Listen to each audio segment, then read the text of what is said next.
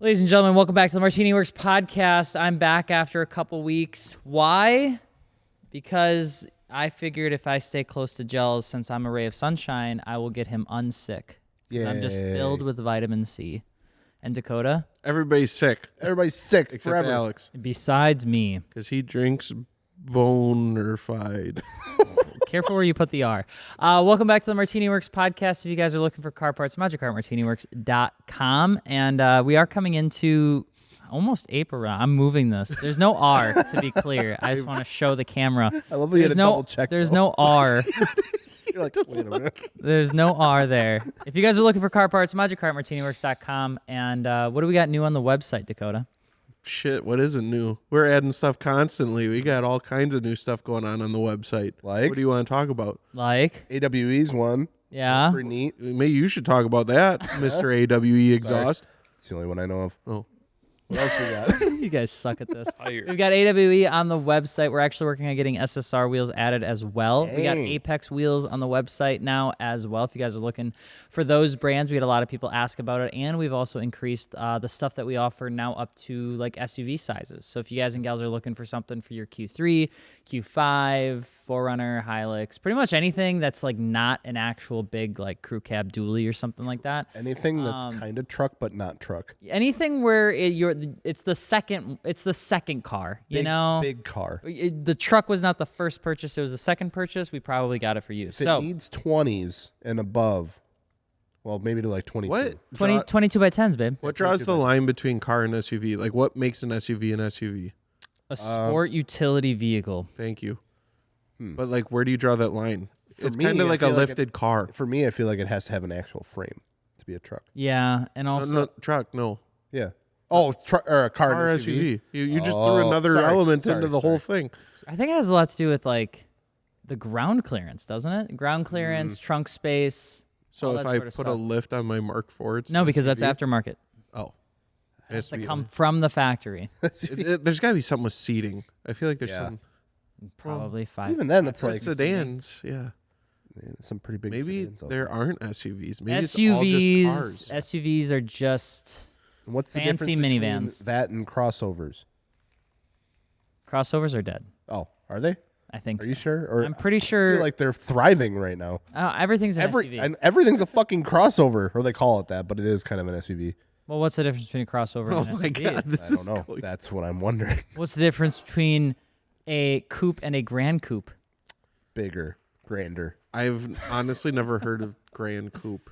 I think that was a BMW thing. Like, yeah, it's like an M4 would be like a Grand Coupe, right? Because it's big. Giant. yeah, but this is not a grand coupe. That's not a grand coupe? This is just a coupe. They So- have specific grand coupes that are 4-door. That's not a coupe then. Well, Yeah, wait, what? What the fuck is going on? yeah, so pretty much no terminology makes sense anymore on OEM cars. Damn it. And that's just how it goes. But we're back from Riverside. Yeah, we are. What a weekend. What a Dakota, how did you enjoy your 14 by 14 square foot bedroom that you stayed in the whole time because you were sick? Yeah, that fucking sucked a lot. Drove all the way to Tennessee. At least got to help set up Friday a little bit, but then it hit me like a freight train, dude. I got hit with the sickness. I had the suds. I felt like SpongeBob in that episode. Down with the sickness. Identical to that. He did seem a couple shades lighter than usual, which Yeah, was a bit of a concern. I had the suds. So the actual day of the show, I slept the entire day in a hotel room. Well, not hotel room, but Airbnb room. Yeah, Yeah. I'm sorry. Gels, how was it for you? So fill me in. Yeah, it was really good. Obviously, we've been going to Riverside, well, as a full team now for what, this third year now. A couple of us have been going for a little longer. And, dude, killer as always. 10th anniversary of the show, Riverside 10. Keeps getting better every year. Turnout was great. Cars were fantastic. People were awesome. You just see the coolest shit there. And it's stuff that you don't see at any other car show. Mm-hmm. And it's not like just one thing either. It's like, oh, it's these types of cars. It's like a mixed bag of like everything. And it's so cool. It's so refreshing. And it's like some of them are like the best builds you've ever seen. And some of them are like a little rough around the edges, but it still works. I think like the biggest thing this year, CoreWorks showed up with a ton of like drift cars and like S chassis and things like that. And it's like, dude, these cars were driven. They are beat. They are, used and abused, and they fit right in. Yeah, like, it wasn't like, why are all these like crappy S13s here? It's like, dude, that's so sick. Dude, you just don't see shows like that, and just the environment and vibe around everything was just unmatched. Yeah, it was a super cool event because it's not always about being like the most perfect. You know, obviously they got to screen and scrub through cars, but you know, the vendor cars, they had such a wide range of stuff. You know, in the front they had a bunch of, you know, stock exotics, and then you went off to the side and you'd see, you know, some modified BMWs, and then your SCs and your G series, and then you'd go and you'd see, you know, slammed, you know, single cab trucks, and then you'd see old Mercedes, and then you saw Volkswagens, and then you saw a car that was a plane for some reason, and then you turn a corner and there's a Highland cow named Mr. Duke, and all of it. The cow was sick. The cow is the best part. Let's be real. If I could have taken that cow home, I probably would have. All the things that I've expected to see at a car show, a cow has never been one of them. No, I never thought I would. And then I learned how to pet the Highland cow, and then we became besties. Nice. But no, it was a super cool show. Everybody was absolutely fantastic at the booth, which was really fun. Definitely, I think there was it was a little tricky this year because I think the price of actually going to Riverside went up a little bit, and also I know it was the same weekend as the LZ World Tour. Yeah. So a lot going on the old east side of the country there. Yeah, and because Riverside's typically hosted in April, not March, I do think a little bit early. I do think that impacted it a little bit. It was still a great show, still big, still super popular. I'm just glad that the weather actually held out. Oh, dude, me too. Because I was a little concerned about that. Like, dude, March is such a You're rolling the dice. You're kind of rolling the dice a little bit, but it was actually kind of beautiful down there. Not here. It sucked here. No, that was the worst part is like it was warm down there and it was cold up here. So then we went down south to be warm, and then it got cold down there. Yep. Yeah. So the cold just followed us. But one of the things that we got to see that I thought was really interesting is we talk about trends and things that are coming into the car show scene. And I think we talked about a couple things a few months ago in Dakota. Were we on the money? No. Oh. No, I think there's a couple things that align for sure, but there was definitely some stuff that, because I was there on the pre-meet night, and I checked out all the fucking awesome builds. There's a few things that I was like, whoa, wasn't expecting this. Mm-hmm. And one of those being, was super popular, was everyone putting bikes on the top of their cars. So many bikes.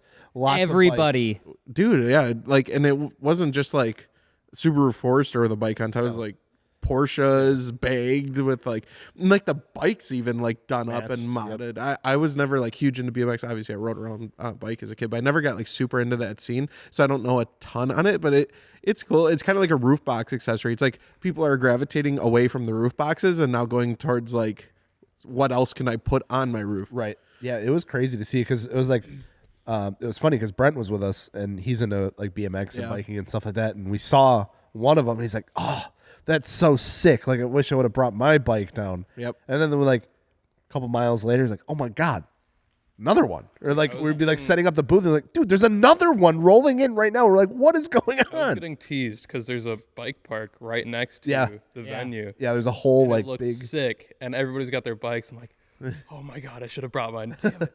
Could you imagine like taking a bicycle down one of like the mountainside roads? Let me try. That'd be wild.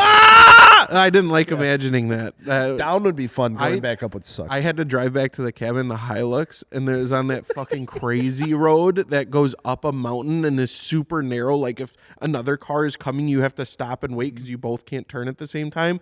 And like that was my first time really driving the Hilux. The right-hand drive on the side of a mountain in an SUV that it's just You're not familiar with. It's just gets you clenched. Dude, that road was crazy. I've never seen a road where it like gets to the hairpin corner and the center line just disappears. They're like, figure it out. Yeah. Whoever's there first, I guess they can use whatever as much as they want. That was wild. Yeah, they got some gnarly roads. It's different down there than it is here. Here we can follow the same road and it's like a straight path for 100 miles. Right. There you turn it every 5 seconds. All right, what are some other trends you guys saw? I think the like the paint and the lowrider culture kind of finding its way into the VIP stuff. We saw a lot of that. Yep. Surprisingly, one of the things that I noticed is there weren't that many muscle cars. Like period.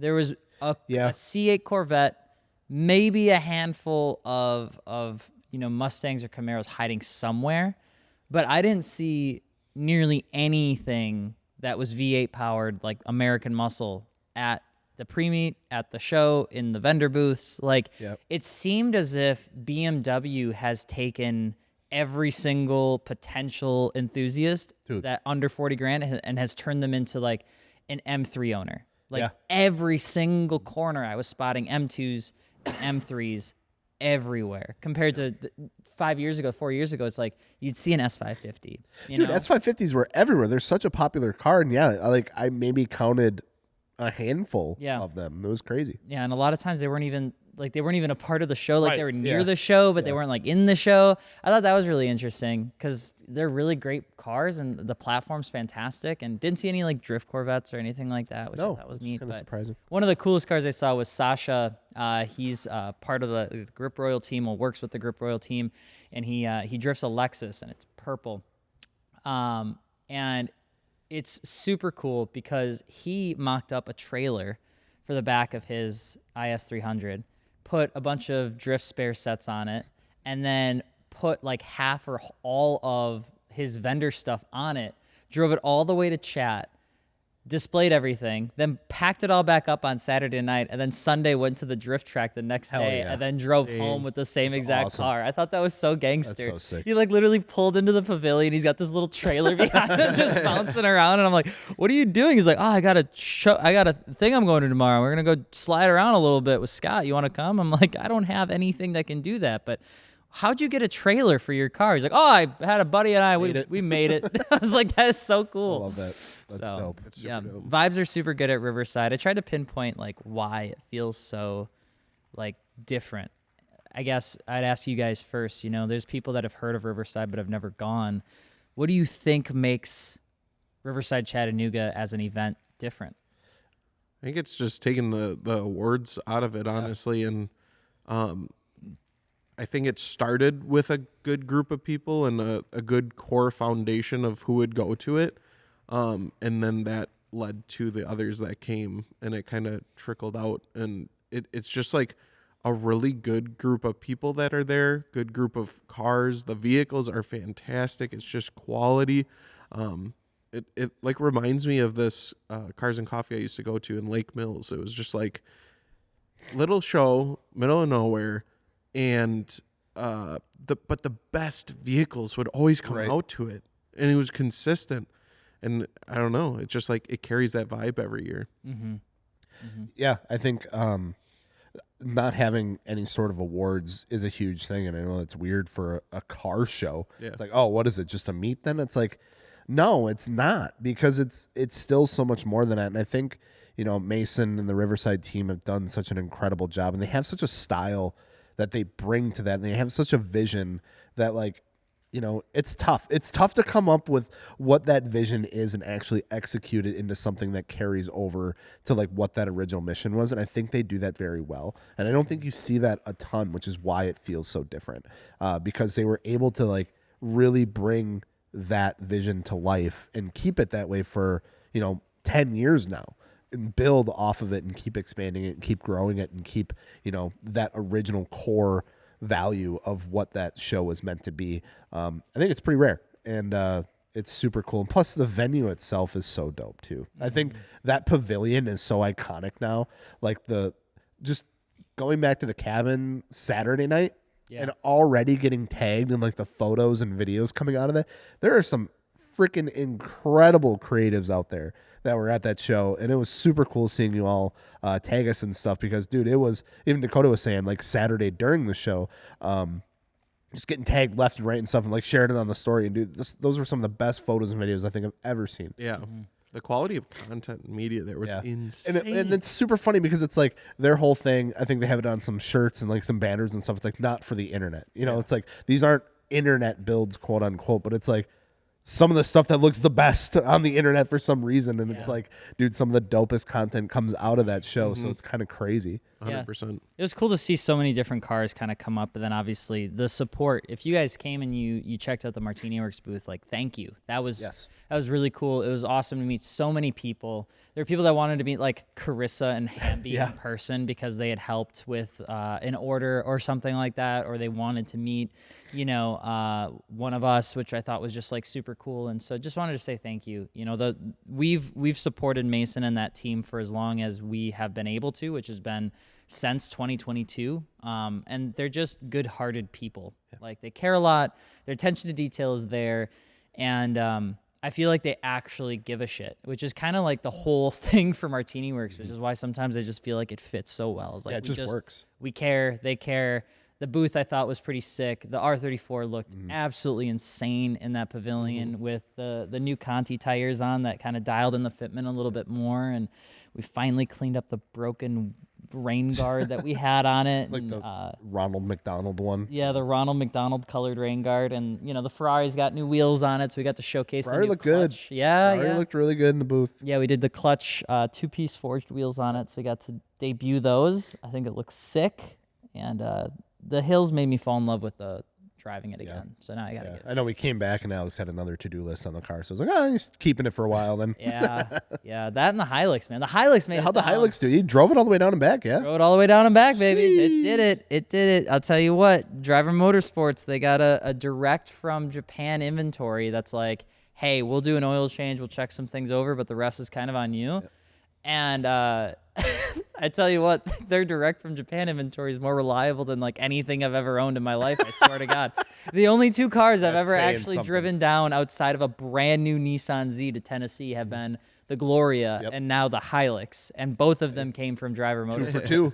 So it's 100% success rate. Gonna be honest, not exactly the most comfortable 13-hour vehicle to drive because the seats accommodate like a 10-year-old, but it was fun. It looked good. It is an interesting like seating situation in that.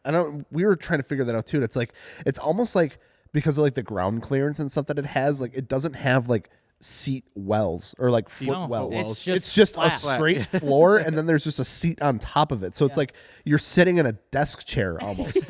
Like and then there's a steering wheel. Like instead of like actually like being in the car, you're just like sitting on it. Yeah. Like, it's so weird. Yeah, it's definitely interesting and like we've been trying to get it all tidied up and the build's been fun and we've learned a lot and some people on the internet have really enjoyed the build. Some people don't give a flying fuck about a Toyota Hilux, which has been fun to watch.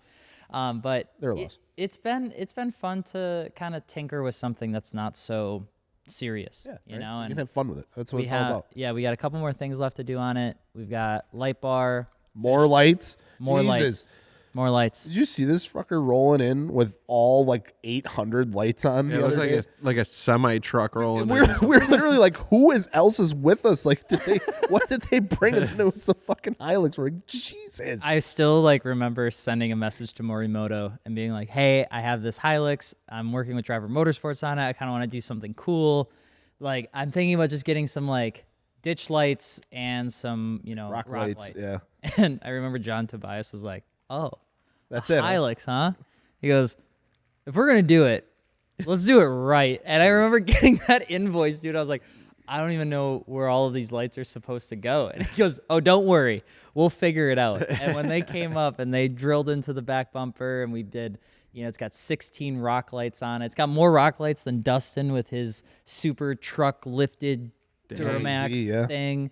And then, we got a light bar that is like, I don't know, like 12 or 8 independent like cubes. Jesus. So it's going to be bright and exciting, and I can't wait to blind everyone. Dude, there's so many lights on that thing, like the little 4-banger things. Yeah, but they're cool, dude. I know they are. They are. I actually really like how they set it up with like the little control panel and stuff too. Yeah. It actually works really well. Yeah. It's it was nice because surprisingly, my wife did use it when we were at Tennessee. We had a lot of rain as we were leaving. We used it for that too, which helped. But I have this like little hobby of like keeping eyes out for like stray animals. Like maybe I'll find a little kitty cat. Maybe I'll find a something that needs my help. So when Becca was going down the path to the Airbnb, she turned on the rock lights and she actually found a kitten, like a cat. And so she stopped and like checked it out and like made sure she was okay. And they went running off into the field, and then she came back. So yeah, so the rock lights are doing what they're supposed to be doing. Yeah. That's all I'm trying to say. Finding animals. Yeah, that's all I want them for. I just want to find Don't it. If I tell see the DNR that. catch and release, Shining. Yeah, Pretty much. shining for deer. might be illegal, but No, sir, it's just it's the Ford bangers. It's Morimoto. I don't know. yeah, I'm just trying to say hi. Just trying to see the road. Speaking of which, I suppose we want to say thank you for Continental for being one of our partners for the MartiniWorks podcast. You've heard it time and time again over the years, and we continue to see you guys and gals snag Continental tires with your wheel and tire packages at MartiniWorks.com. Going to be honest, that helps us out a shit ton. They're great tires. They work well. They have fantastic performance if you're running on the track or you're just looking for a good daily driver. They look incredible, which honestly is a big deal when you start looking at tires, and I think they're probably one of the best values that you can get out there. So if you're looking for a set of Continental tires, we highly recommend picking some up over at MartiniWorks.com. And if you're looking for something a little bit more on the budget side, the General G-Max RS is actually continuing to pick up a little bit of pace. It's a little bit more of a performance summer tire, but it's more affordable than the DWS 06 Plus. You do get a little bit of sacrifice on the performance, but it's honestly a really good option for those folks that are trying to stay on a budget. So with that being said, Continental's been with us for almost more than 2 years. That's insane. I don't even want to say that out loud. And we want to say thank you, Continental Tire, for being a partner of the MartiniWorks podcast.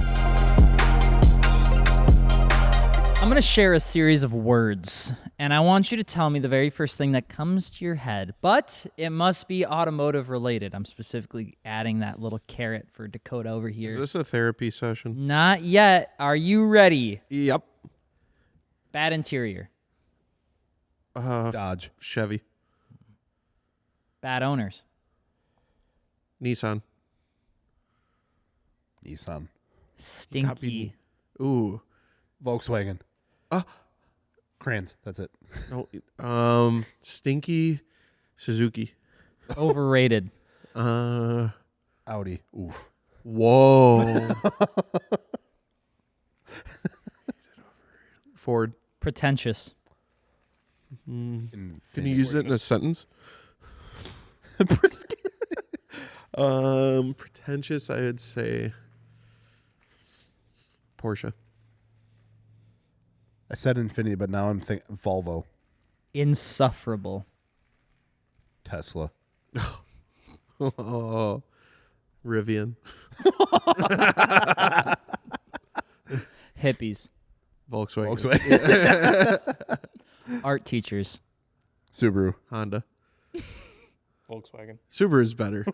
Subaru's, I think that's the answer. Okay. That's all I got. I can't think of anything. That was pretty else. good. Yeah, Thank you. that was Thank fun. you. I like that. Thank you. With that being said, I feel like let's jump into something else. We talk about some bad there. How about some good? Okay. There's a whole bunch of new YouTubers out there building some rad stuff, right? I like seeing that. Yeah. I came across a video from Vin, and he was building a daily driver. He made like a 28-minute video, and he's like, make boring cars fun. And it's just like a daily car build. It's a wagon.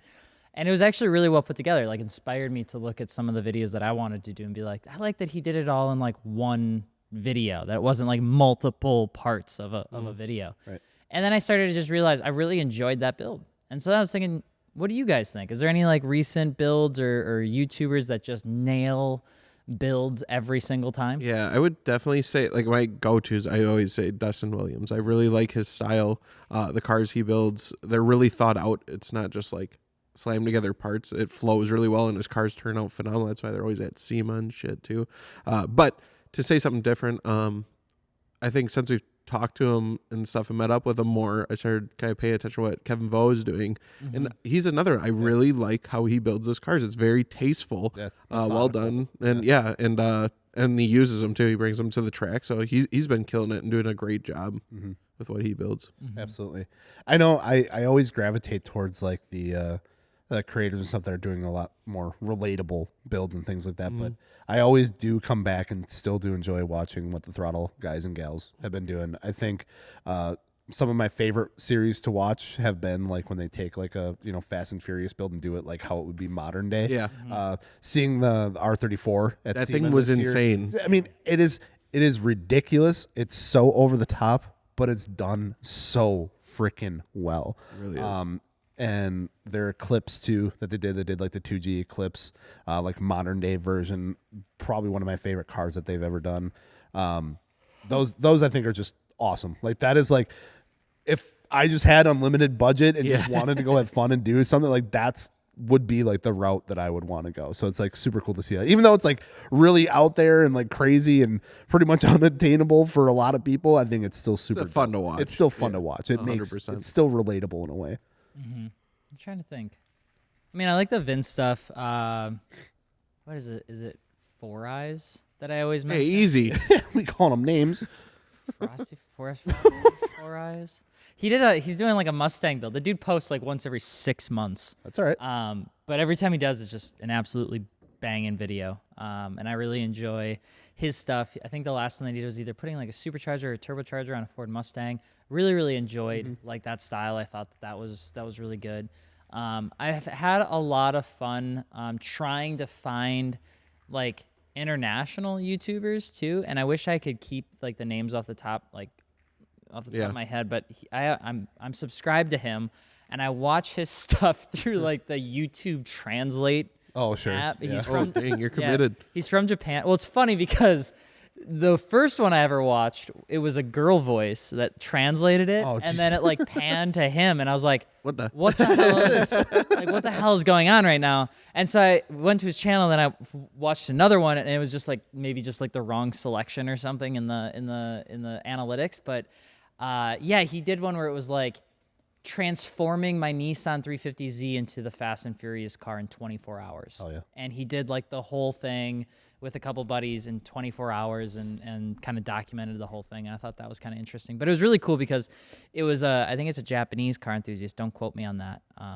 But it was fun because like the style of editing is different, and the tempo and the cadence and just all of it is different than an American YouTuber who's like very like boom, boom, boom, boom, boom, boom, boom, you know? It was much more like, I don't know, longer. It felt longer, it felt slower, but it was still good, which was kind of cool. So. Absolutely. Yeah, Willem is his YouTube channel. He does some really cool stuff. I actually followed him a long time ago for his film photography, and then he started making an automotive channel. And I was like fixing up and working on Volvos and making them nicer. And I liked that a lot too, because it was kind of like what you were saying, where the pacing was so much different. Like I feel like he kind of took what he learned from his film, YouTube channel that was very successful, but he kept his own style from that and then used it in automotive content. I was like, dang, this is kind of refreshing. Like it wasn't so in your face. It was more like slow, learn together, get this done. Boom, masterpiece. It's so tough to get that too. I think one of the hardest things when you create content on YouTube nowadays has been if you have a following, especially like if YouTube is your job, like we love what we get to do, but really like having Martini Works and having people mod their car through Martini Works is like, that's how we're able to do what we do. Because if we had to rely on ad revenue, we'd be dead.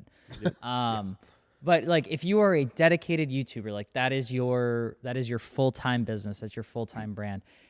Getting that the right way, getting that locked in is such a tough nugget to crack, especially in the automotive space, because everything has gotten not only very saturated, but everything has gotten very repetitive. It's like if you were to put two YouTube channels right next to each other building two different cars, you watch the format's almost identical. You know exactly what's going to happen. They're going to introduce the product. They're going to talk about the car. They're going to break it down. They're going to start doing the mods. They're going to show the parts getting installed, and then they're going to show the output of that. Yeah, you almost know exactly what the video is going to be before you even click on it. And there's no surprise, and it's something that I still haven't personally like figured out.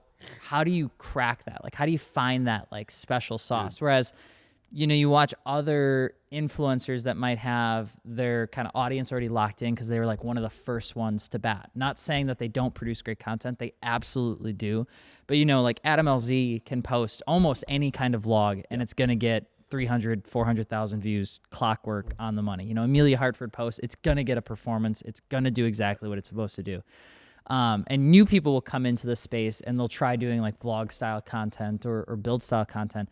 And it just doesn't hit. Like people just don't watch it. So I guess as you guys have spent a lot of time, in the YouTube space, do you have any tips for somebody that might be trying to make content that is not only, for them, but also might be able to perform even in a super saturated space. Yeah. I think the first thing you have to battle that's the hardest part and gets everybody is consistency. And that's not the fun part of it at all, but you need to consistently be making content. That doesn't mean you need to upload a video every single day or even every week. But if you're going to do it every 2 weeks, you're going to do it every 2 weeks. If you're going to do it every month, you got to do it every month, and you can't stop, and you got to keep going. And then you have to keep trying different stuff. If you're not getting the results you necessarily like, change something up a little bit for the next one. Once you see something work, you chase that shit down and you keep doing that thing and you keep replicating the success until it doesn't work anymore. If it doesn't work anymore, again, now you restart. What do I need to do to get to that point where I'm starting to see? And it doesn't need, I'm not saying like keep uploading until you hit 1 million views. You don't need to do that. But let's say you're doing videos and you get 50 views and 50 views, 40 views, 250 views. Why did that one get 250? Let's look into that. Okay, well, I specifically was working on wheels for my car that one, and I put different wheels. What can I do that's kind of related to that subject? Maybe I can go more in depth about that for my next video. Replicate that success, see if it does well. If it doesn't, back to the drawing board. And you keep redoing that process over and over until you figure out what works, and then you stay consistent. I see so many people, they get really excited about making content, and they do it for a couple weeks, and then they start realizing by that third to fourth week, it's tough. Yeah. Anyone can make content for a week or 2 weeks. But making content for a year straight, then we can really start talking about, how we can improve your stuff. So I think that's the biggest hurdle is being consistent, and then also making content you can consistently do. As an editor myself, a videographer, photographer, I always want to make the most cinematic, best looking. I want to spend fucking 45 hours on the edit and add as many crazy things as I can. But that burns me out so quick. And I've learned that keeping things simple and working in my time frame, because I do stuff here, I do stuff outside of work. You got to figure out, how can I do this consistently without burning myself out too? And that's a big part of it. Yeah.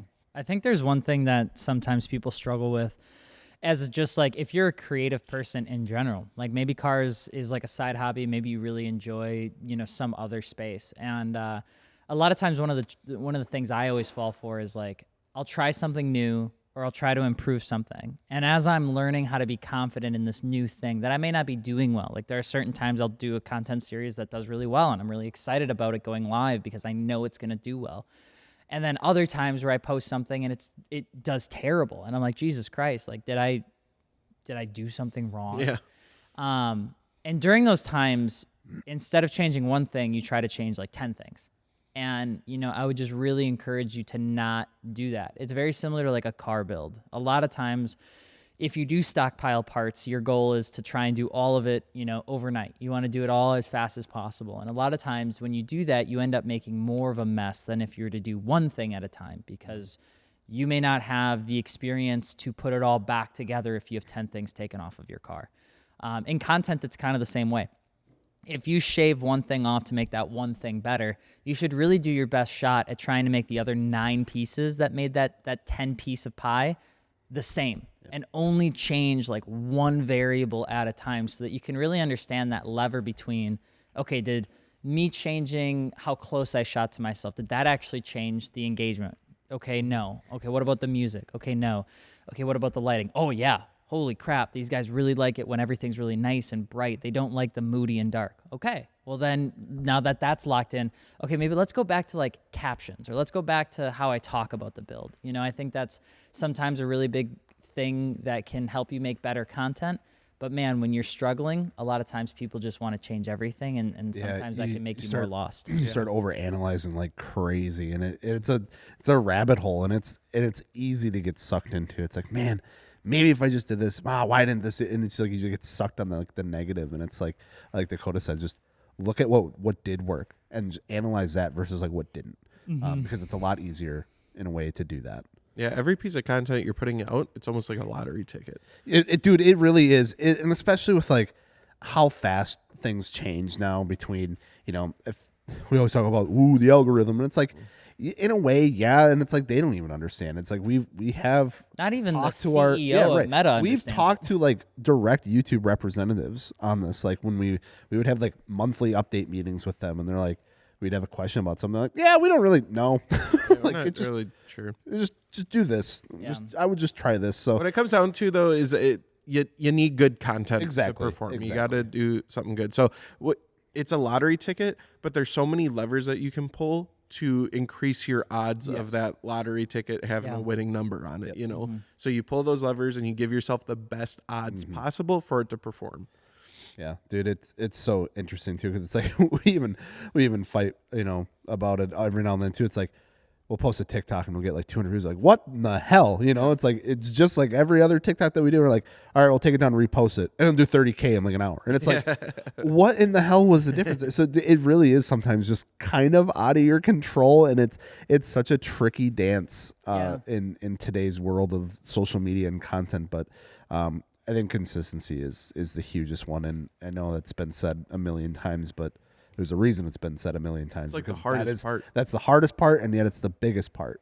Yeah, I would, you know, not to try and get this away from cars and into something else, but I would also just recommend, like, get your brain away from the concept of, like, followers and fans or community, whatever the number, like that number, that thing.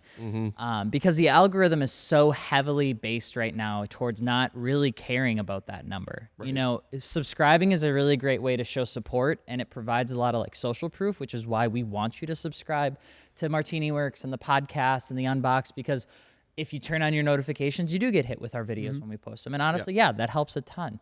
But there's a lot of people that will go out there, start making content, and they're like, I want 10,000 followers. And then you get 10,000 followers, and you're like, So, okay, great. okay, well, now what? It's like, well, I want 50,000 followers. And it's like, okay, then what? You know, well, I want 100.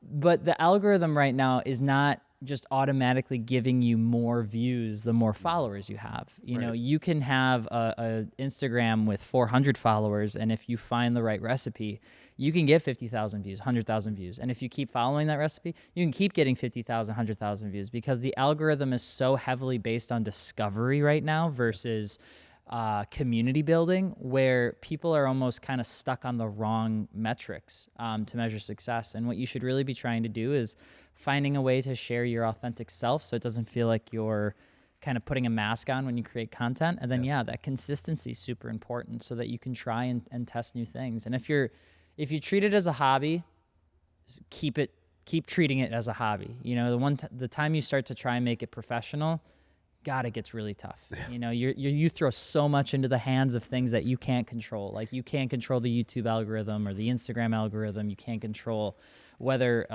a shirt that you're getting your logo printed on goes from $12 to $19 overnight. And then all of a sudden, you know, you're kind of at the mercy of that. So just have fun with it, be authentic, and be consistent. Super, super good points, guys. I'd say you got to make videos for the fun of making videos. That's where you got to start. And it kind of goes back to cars too, right? Where it's like people try to, you know, start off with a car and they're like, I'm going to build a track car.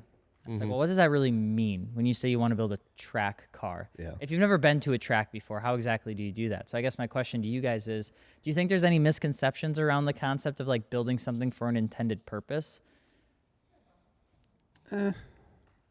Yes and no. Like what does it mean to build, if you've never built a track car before, you've never gone out on a track, and you hear somebody say, I'm building a track car. I would say just go drive the car first. Go bring the car as it is, like, you know, to the track, and then see. You know, I think we see it all the time with that kind of stuff, and even outside of like people wanting to make content on it or like social media. It's like, you know, oh, I want to go do this. That means I need to, you know, go get a cage and get a big brake kit and, you know, seats and all this sort of stuff. And it's like, no, you need tires and you need brakes. And general maintenance. And general maintenance, and go drive the car and then see how you're feeling about it. See what you need, because, okay, maybe if you have like an old, like ratted out car or something, it's going to need a little bit more than that. But if you're going out in like a 335i or something, odds are you're already set up pretty freaking good. You're going to do okay. You're going to do just fine. And, you know, it's not going to be a full build that you need, because you go out in like a fully built spec car right away, odds are you're probably going to get yourself in more trouble than it's worth. Yeah. Dakota, what do you think? I want to build a show car. You can build a show car, but they've never built a car before. You gotta just, I don't know. Whenever I've built a car, I've always had a vision before I even started. I knew what I wanted it to look like before I even bought my first mod. Whether that's from inspiration or just that set of wheels I've always wanted. So I'd say have a vision for it before you start just buying a bunch of random parts. Think about it and what that final product will look like. Because like if you can get it all flow together, rather than kind of piecing it here and there, it'll come out so much better. Yeah, I agree because, and to add to that too, it's like don't expect it to happen overnight too. And it shouldn't. It shouldn't, because then you lose interest in it. It's not funny anymore. It's like, okay, I did it, now I'm ready for the next thing. It's like, yeah, okay, well, you enjoyed that for 2 seconds. Congratulations. I always come back to our friend Steven's car. He's had that car for so long. When I first met him, it was Think on Air and the set of Koenig Ampliforms, and that was really about it. Yep.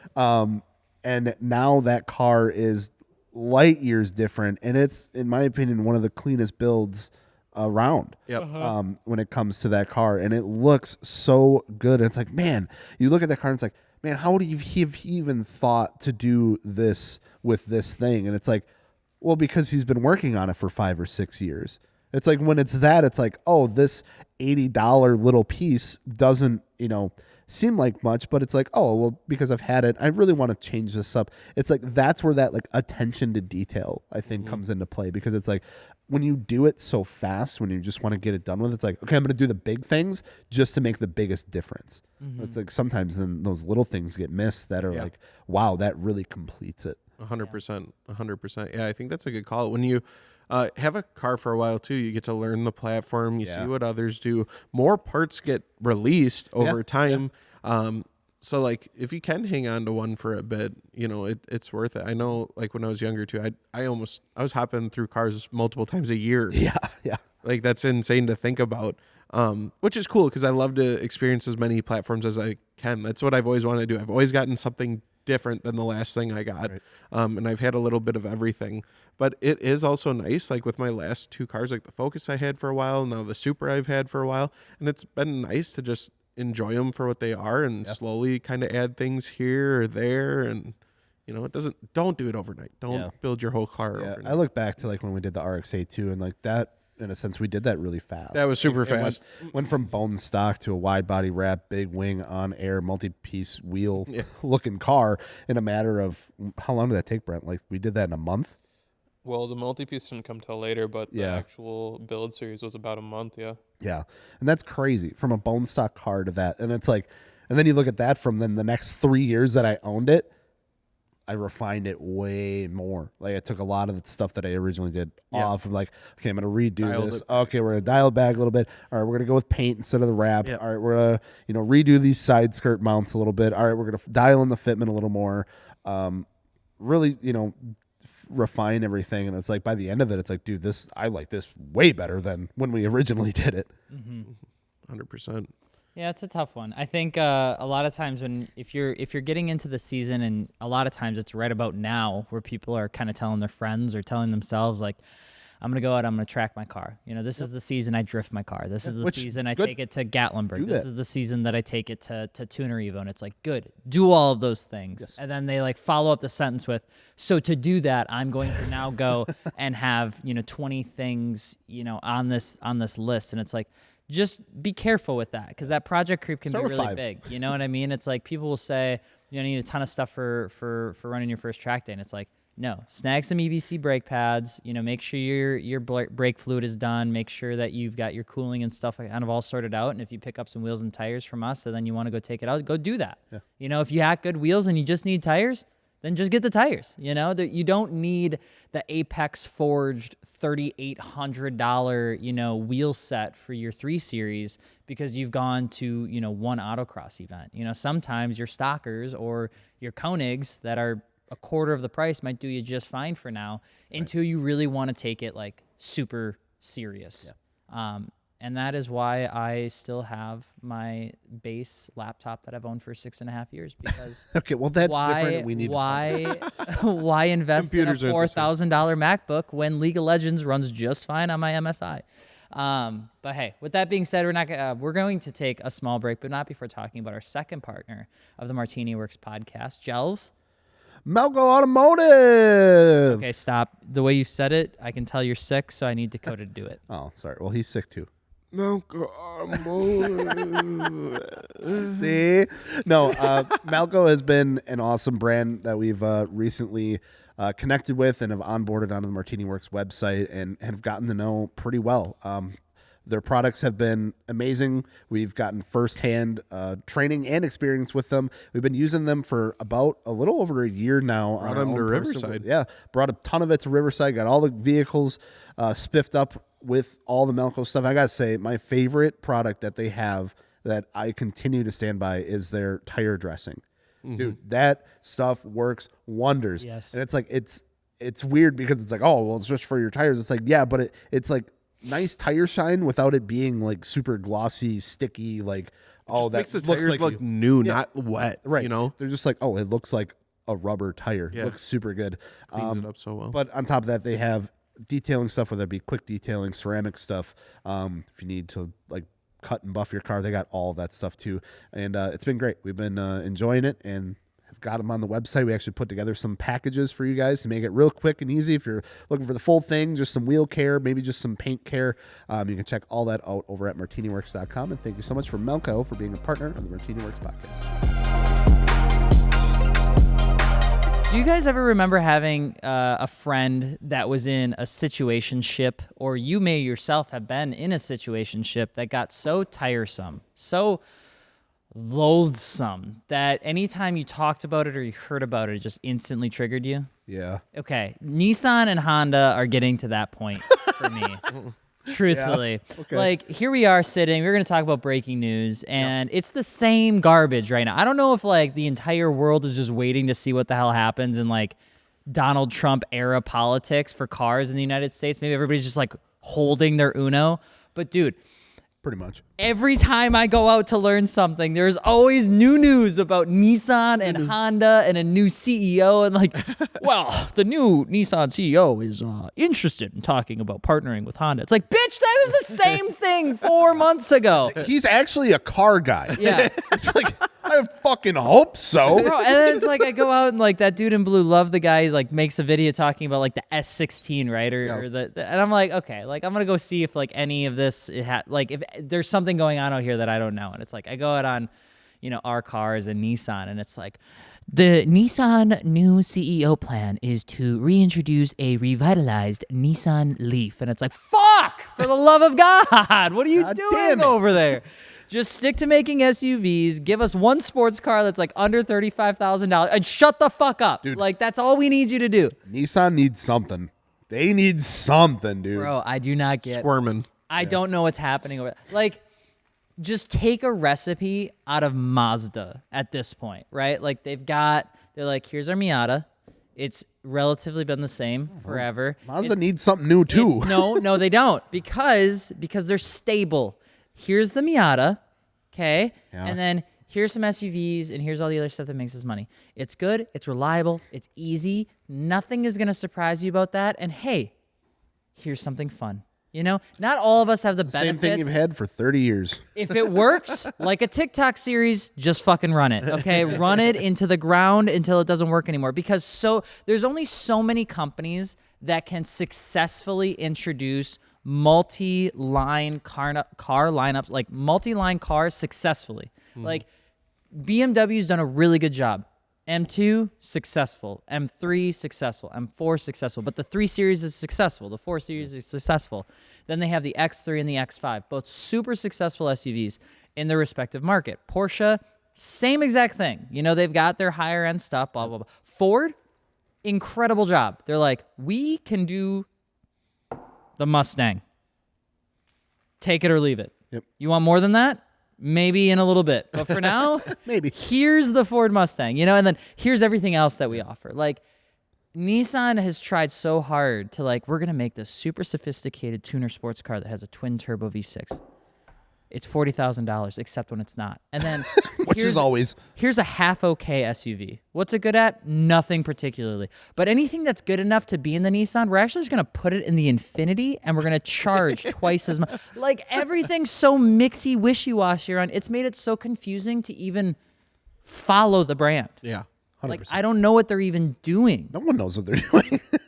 It just feels. I don't like think Nissan knows what they're they're in doing. such a weird spot. It feels like where it's just they kind of try something, but it takes 10 years to do it. And by the time it finally happens, everyone doesn't care. It's like some companies have figured it out, and some companies really haven't. I think it's just like exposing it more and more, like over the past couple of years, because I think a lot of companies were really leaning into hybrid electric vehicles are going to have a good run over the next 10 years. And I think a lot of people were expecting that to last. And in the last like 6 to 8 months, obviously a lot of that stuff's gotten rolled back. And I think there were a lot of car manufacturers that were way more leveraged into that technology space than I think they should have been. And I think companies like Nissan and that sort of stuff kind of got hit. I thought about this too, but like Audi's kind of in that boat now too. Like, what are they doing? When was the last time you've been like, wow, Audi's really killing it?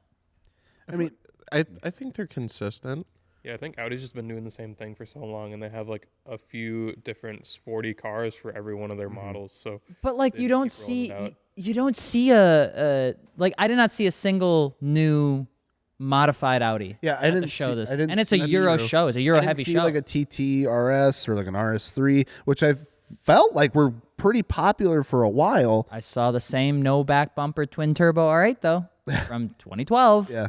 You know, it's like I looked at it online and it's like Audi shut down their HQ factory, I think, in like their the home area that they've made Audis for like the last 75 years. Well, that's not good. You know, and then I saw another article where they're like, "Hey, Audi is now going to be focusing on more premium, and they're going up market with their vehicles." And it's like, where is Audi gonna go more up market? Who are they? Who are Bentley? Yeah, I was gonna say, are they planning on competing with some really high end shit then? Yeah, Because yeah. that's an interesting move. And it's like it's weird, you know, Mercedes, Audi, BMW. Maybe it's just because BMW is doing such a damn good job right now. I guess I don't. You're really glazing BMW today. It's so hard for me to like talk shit because they are doing such a good job. You know what I mean? It's like They I have good had stuff. The only thing that they get weird about is their subscription shit. yeah. That's about it. I can get past it. I can get past. I can get past paying for Apple TV as long as I'll Severance bitch is and on. moan about it for a little bit, but then I'll just buy it like I do. Hey, everything don't else. say that. Don't feed that. Don't feed that. Don't feed that. They know. Also, I don't even know what's going on with the subscription. I remember too, even when I bought my Supra, Yeah. on all the pages, everyone's like, "Oh, you're gonna have to pay for wireless Apple CarPlay. There's gonna be subscription, blah blah blah," and then it's never happened. There's never been any I subscription. wonder if they rolled a lot of that back. I don't know if they took it back because there's such a negative feedback Yeah. or what, but They I've heated seats, didn't they? Yeah, I never heard what don't- happened with that I think either. it was all Did that actually rumors. happen? I don't think it did. Yeah. Yeah, Look it's it up, Brent. See if there's any active BMW subscriptions for their cars besides like XM radio. Yeah. Yeah, it's just I think it's a weird place to be right now with a lot of car to be manufacturers. fair, I think like the market is weird too. You know, like they're trying to feed what people are looking for and wanting, and it's like, you know, I don't think a lot of people have that disposable income to go be like, oh yes, I would like to go buy a Nissan Z just to have as a car that I drive on the weekends as a 30 to 40-year-old car enthusiast. It's like, no, we need one car for the family. Like it to be a little fun though, and then you go get an X3. It's like, you know, we saw an X6M on the way back from Tennessee. That thing was goofy looking. That thing was weird. Bro, BMW does not do a good job at making big vehicles. They do a really good That shit job was up weird. to a point, and then after that point, it's like a negative exponential curve of looks like gaudy dog shit. Yeah, it's like it's like going up the line. Like X3M, pretty dope. X5M, wow, that's Tank. a big, that's a tank. And then it's like the X6M. It's like here's an egg. Also, it's fucking fast as shit. Dude, it's the same thing with like Mercedes was, have like some of my favorite design cars. Mercedes has some of my favorite cars. The AMG GT, Yep. first and second gen have to be like top 5 for me. And then Lars and I were watching, I think it was the China Grand Prix just this last weekend. Yeah. And their safety car is this red Mercedes-Benz AMG something, and it's like their new AMG GT, but it literally looks like the front end of AMG, and then somebody just like accidentally like shit inside the car, like wait, what? Like not shit, but like, like what do you call it? Fart, and it just kind of it like exploded, and it's just really round, and it looks really out of place, and it looks so bad. And I couldn't get myself over it. Every single time they showed that thing on screen, I just like yelled at the TV to get it off the screen because it was just so ugly. You know what I'm saying? Like, No. I'm so confused. The new Mercedes AMG looks like someone's shitting it. It's huge. I feel like I'm never gonna get sponsored by some of these car manufacturers. That's all right. I'm so They're sorry. making shit cars. You don't want them. Bro, I saw it and it just looked terrible. And then I went out to see if it was a real car, and it is a real car. So it's just like too thick. Yeah, it's like really, really like narrow and sharp, and then just like. And the fart was the fart car. Fart car. Yeah, it was really ugly, and I hate it, and I never want to see it again in my life. Anyways, in other breaking news, if you're in motorsports, Yuki Tsunoda is replacing Liam Lawson for the next race, which is a crazy deal because Liam Lawson only made it 2 races as a Red Bull driver before getting canned. Damn, brutal out there. R.I.P. Yeah, most of the time they last 10 races, and then they switch him out if it's not working, right? He was so bad they cut him in 2. 2. Damn. And I would argue like 2. Could have been worse. Could have been 1. I would argue like maybe like 1.5 really, because like one was weather related, and then the other one was like barely had any time in practice, and then like actually you know what, this has been good, but we're okay. They're like, it's not us, it's you. Well, they're switching him out with a driver that's on another team that they also kind of own. That initially it was between these 2 people. It was between Yuki Tsunoda and Liam Lawson for this season, for this second Red Bull seat. And everybody thought Yuki was going to be the one to get the seat. And Red Bull gave it to Liam and was like, he's just got better numbers. He's got better reaction. He's more in pace for what we need. And it lasted 2 races, and now Yuki's switching his place. But he didn't know. Like, Liam didn't know this was happening until the news already broke. Rip. Oh, That's shitty. that's awkward. I don't like that. Yeah, it's He kind shouldn't of... have shit in the car. Shit in the car. He might be the guy driving the shit car if he doesn't fucking pull it together. You don't want that I'm job. trying to think if there's anything else really exciting that happened. Sebring happened a couple weeks ago. That was really exciting. If you guys have a chance to watch Sebring. If anybody actually is listening to the podcast and you guys participate in watching any motorsports, let us know what you watch below. It'd be really interesting to know if you're more like car show, or if you watch any of the motorsports stuff, or if you don't watch any of the motorsports stuff, just because. You know what I wish was more televised automotive-wise? What? Rally.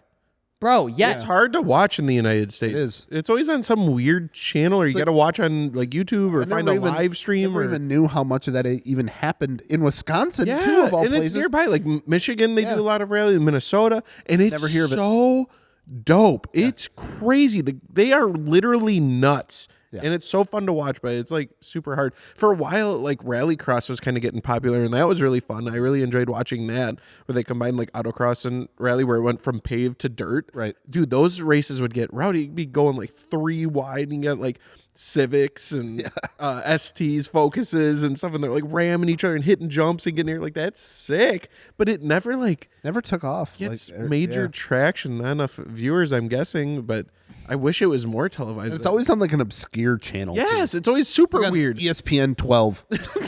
Yeah. I think the part that's tough too is like a lot of people will catch glimpses of like motorsport or getting into something through short form content now. Like they watch something and pretend, and they're like, oh, it's kind of interesting, and they go Google it or YouTube it. But like, because rally is so dangerous, like it's flagged as dangerous acts on like every social media That's true. platform. Yeah, same with drifting too. So you you never see it on TikTok or whatever it is, because it's always getting like removed or removed two views. because it's dangerous. Yeah. But then every once in a while you'll catch one that has like somehow broken past the dangerous act. You got through. It's got let like it go. 20 million views, and you're like, that is the raddest thing I've ever seen before. And then I always love seeing the clips of the fans that are 4 feet away from the Hyundai jumping at. I don't get 100 that Shit, I don't miles an hour. understand. Yeah, That couldn't be me. I love Fans are watching a dope different shit. breed, dude. Dude, they're different. Yeah, I don't. That's kind of stupid, honestly. Like, don't stand in the road where your car's coming a $120 at you on loose gravel dirt in the rain. What are you doing? Get the fuck back. So I learned something really exciting about that, actually, because I was watching a documentary with Michelle Mouton, who was an old rally driver, and she spent time as like an advisor ambassador towards the later end of her career, and she would run the route, right, for the racing, and she would actually like call staff and people out and be like, what the hell are you doing over there? The car's coming your direction. If you're going to be on the side of the road, you got to be on the inside of the turn. You're going to get hit by the car. Get the hell out of there. She would just get all animated, and you'd see, she'd look at the staff and she'd be like, what the hell are you doing? You're supposed to make sure those people aren't over. And then she would go to the next corner, and she would do the same exact thing. And so she had this like job, which was, you can be close. It's your job to enjoy it, right? Because that's part of rally, is to be like there, you know? But don't be in the place where the car could crash. Like, that was always the concept. So if there's this huge right-hander, you don't have spectators here. You have spectators in here, and usually they're hiding behind some trees or something like that. So there's actually like this whole little safety science, like mysticalness to it, which is, it's still super risky. It's probably still very, very dangerous, but it was really funny to see. But here's how to make it not super dangerous. Here's this like this ex-rally woman driver who has just an attitude. You know, she's just got this sauce, and she's just yelling at these people to get the hell out of the way. All for a long-winded way to say I wish I could watch more rally. Yeah, we should go to an event. Yeah, I feel like there's enough of them around here. Yeah, close enough. Yeah. And I don't quite understand the concept of it, too, like the stages and how many stages are in it, because there's like 1 billion stages and blah, blah, blah, blah, blah. But be sick. Super cool. Well, with that being said, any other breaking news? No, other than if you need coilovers, I know the ones you need to get. Which are? Fortunato, and that ain't no breaking news. Oh. That's been the news for a long time. Fortunato, official sponsor, MartiniWorks Podcast. We all run them. We all love them. They're rebuildable. Hand-built in the United States. We got to see how they were made, how they're tested, and we seen them tear them apart when they didn't meet their standards, and then start from the very beginning all over again to get it exactly right. And that's why every single set of Fortunatos I've ever had has been perfect, and I love them, and the ride quality is amazing. I'm going on 3-4 years now. Dang. Yeah. The Supra and having them in there, it was one of the first mods I did, slap Fortunatos in it, and they've been amazing. They're perfect. There's no weird noises, nothing. They drive phenomenal. So if you guys are interested at all in Fortunatos and lowering your car, can't recommend them enough over at MartiniWorks.com. Appreciate you guys listening. We appreciate Fortunato for sponsoring the podcast. And you boys got anything? Mod Your Car, MartiniWorks.com. Nice. And if you guys are looking for wheels, tires, performance parts, anything like that, or you don't see something that you need, shoot us a message. We are adding new product literally every single day. If you hear us talking about SUVs, Q3, Q5s, X3Ms, things like that, and you're like, yeah, but you ain't got shit for it. Well, that's because we don't know quite yet what we need to get. So if there's something that you're out there looking for, whether it's lowering kits, whether it's something from Eibach or Koni or some of those European brands, just let us know. We're happy to get them, and then we're happy to add them to the site in the future. That's what it's all about. Gels? I need some meds. Yeah, you need to get the medicine. hell away from me is what Sicko. All right. Thank you guys for listening, and we'll see you next week. Bye.